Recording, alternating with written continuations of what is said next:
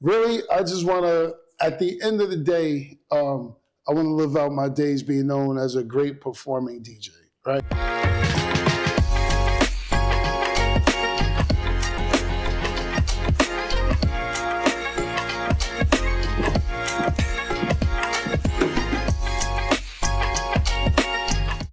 What's up, everybody? It's Sullivan Grace with True Star Media, and we are here with another episode of Empowered and Prepared, which is a visual podcast dedicated to inspiring young people like you to show up and be your very best self. And today we have a legendary guest here, might I say, DJ Mars. He has worked with legends in the music industry, USHER, Sierra, Neo, Monica, anybody that you could think of that is legendary, he has probably worked with them. And he is also the author of The Arts Behind the Tape. Thank you. Thank you so much. Appreciate DJ Mars, that. for Thank being you. here. Thank you. So can you just walk us a little bit through your history in the music industry and how you got started being a DJ? I started, just watching neighborhood guys from around my way. As I explained earlier, some was writing graffiti, some were rapping, some were breakdancing, and some were DJing. So as a kid, I feel like the older guys in the neighborhood who were DJs, to me, they were the cooler guys for whatever the reason. So I just studied and followed them. And that's really how I got started into wanting to be a DJ. I didn't know that I could do it as a profession. I did not know that. Mm-hmm. But it was the piece of hip hop culture that I was paying the most attention to. Right. So talk a little bit about how you worked your way up into being a celebrity DJ. The funny thing is, if someone else didn't use that term, I wouldn't even use that term to describe myself. Mm-hmm. But how I got to rock with artists is, first opportunity was with Outkast, which it was just more of a theory more so than an opportunity, but it put me in touch with artists who were going to be great. Outkast first, USHER, Monica, Khalees, Sierra, and my relationship with them is touring. So I'm their tour DJ. I help make the noise on stage before they come on, right, and help push some of the records through the performance. Okay, so you mentioned that you don't like being called a celebrity DJ. What would you like for people to address you as instead? I mean, I'll take the moniker because it's given. And when you say celebrity DJ, essentially it says DJ who is related, attached to, associated with celebrity. So I understand it. I never looked at myself as that. Mm-hmm. I think I wanted to be known as a good DJ first. Because the good DJ, you being a good DJ, you're going to be paired with celebrities if you're in a market, in a space that has them. So I think my interest initially in terms of subtitles would be, I want you to say, that dude is good. Right. And then, he's a good celebrity DJ. I feel like I would feel more comfortable with that. Man, listen, we know a bunch of celebrity DJs who are trash, mm-hmm, right? But they're associated with. So I feel like I want to be known as the guy who's great, actually not just good, but great. And he's great. This is why he's associated with the celebrity. I think a lot of times a cart is put before the horse, without naming names, without being disrespectful. I know a ton of them. Mm-hmm. You know what I mean? I know a ton of them. And they're celebrity because they're known, but they haven't earned the title DJ. Yes. So coming from the school of hip hop that I come from, you only got popular because you were good. Mm. And I feel like I've earned the title now, yeah. But I feel like calling me a celebrity DJ, it makes sense in 2024. But call me a great DJ first. Say, that guy can play. Yes. He came to the United Center and he took us on a journey. And he's associated with artist XYZ. I would prefer that. That's just my little humble self. Mm-hmm. But that's why when people say it's like, but I get it. Yeah. Yes. And as a DJ, I know it's all about that atmosphere that you're creating. Yes. So how important is it for you to be a student to your craft when it comes to studying different cities that you're going through? Because you mentioned before that every city is different.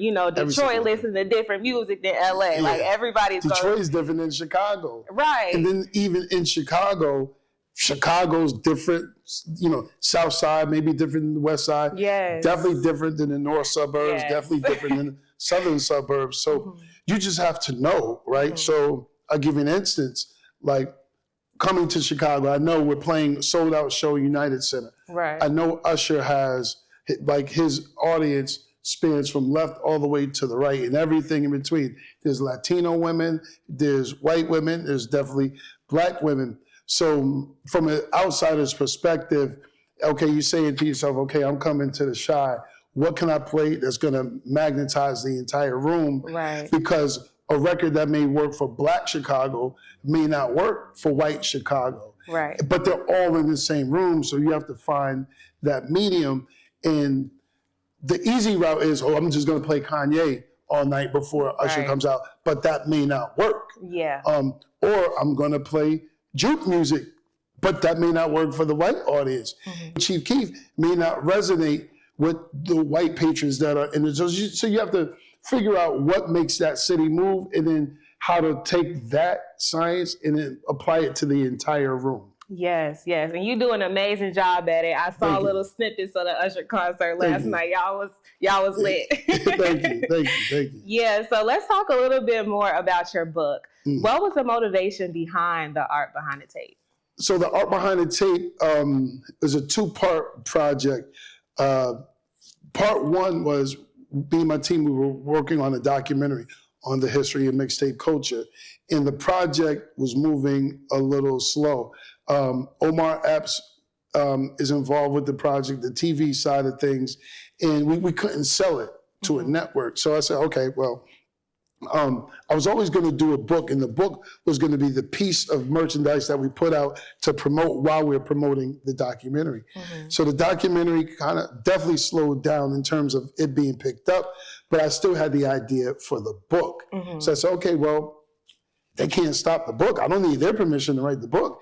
I know the DJs, most of the mixtapes that we talk about in the book, I've either heard or owned at some point in time, whether I lost them or they're still in the shoebox. So me and my team, Maurice, Ty, and my man Brill, we just put the project together and we put it out ourselves. Nice. So let's talk a little bit more about your aspirations for the music industry and the future in general. What do you hope to accomplish? Really, I just want to, at the end of the day, I want to live out my days being known as a great performing DJ, right? So you have those. You have the Jazzy Jeffs, you have the Kid Capri's, you got D-Nice's, you got DJ JC from Atlanta, DJ Trauma from Atlanta. When it's all said and done, when you talk about the greats, I want my name to be, and this isn't from an egotistical standpoint. This is from I came in and did what I did, and I did it well enough to the point to be listed amongst the greats. No basketball player who makes it to the league, there's not one who doesn't want to retire in the Hall of Fame. Yeah. That's, you want a ring, and then you want to make it to the Hall of Fame. It's the same type of energy. Yes. So speaking of that, you want to be great in your craft and you want to just go down as a legend in being a DJ. So what advice would you offer to somebody who's trying to break into the music industry? Maybe they want to be a DJ, maybe they want to be a musician. What would you say to that person who is trying to make it and they have to believe in themselves and they're getting told no, but they got to keep pushing past anyway? What would you say to that person? I would say, first of all, develop the talent, right? Because if the talent isn't there, you're not going to get there. Develop the talent. And then learn to not take no. And I know it's hard because no is a very personal word. Yeah. People will throw the word no around all the time. Learn not to take no for an answer, but at the same time that you got to be stubborn in the sense you don't take no for an answer, but you also legitimately have to be good. You know what I mean? Like there's a difference. You have to offer something to the culture, to the collective. So be good and then be stubborn in that don't take no, but be good first so that you saying no is justified. Right. Yes, love that. I hope y'all are taking notes because I definitely am as a young journalist. So now that we got the serious questions out the way, I got one fun question. So let's say you're DJing at a party, right? Uh-huh. It's back in the day, and your goal as a DJ always is to leave people with the energy like this was the best party I ever been to in my life. What song are you playing for that last song that people are going to leave out to? Oh man. You only got one. Okay, the last song, the party's off the hook, and I already got him, and I already won. Yeah. Like it's already proven you got to solidify it. So that I would play something that I know that is not going to work for everybody because the moment is already secured. You've had a good time. Girls had the time of their life. They came and they celebrated with their girlfriends. Right. I would play something kind of way off the beaten path. This is going to sound crazy, but I would play like Simply Red, Holding Back the Years. Right? Okay. Because DJs normally don't play it. It's the end of the night. I've secured the task, but I wouldn't want to play something like that because someone in there is going to say, yo, yeah, he played Jeezy. Yeah, he played Waka Flocka. Mm-hmm. He played Usher. But at the end of the night, we played Holding Back the Years by Simply Red. Like, I love the record anyway. Right. But it's such a departure from the normal set. And someone in there, all it takes is one person to be like, yo, he played that. And so it would be a record like that. Yeah. Something like that. Some totally away from what I was playing the whole night. Mm-hmm. Because that would be a record that would make me happy. Yes. I didn't play all the hits for everyone else. Right. I played Beyonce for the girls. I played Trap Beckham for the birthday girls. Now I want to play something that makes me feel good about playing. Okay, I know we got to write that song down because I know Gen Z, we may not be familiar with that. Do your homework. Holding Back the Years by Simply Red. All right, guys, there we have it. DJ Mars here in the building. Thank you so much for blessing us with your presence today. I hope that y'all were writing down gems because I definitely was. I know now how to market myself as a young journalist, and I just really appreciate this advice and you being here today. Thank you. No problem. Thank you, guys. Yes. So this is Sullivan Grace with Empowered and Prepared, and we'll catch y'all in the next one. Never forget, it's never too late to lock in.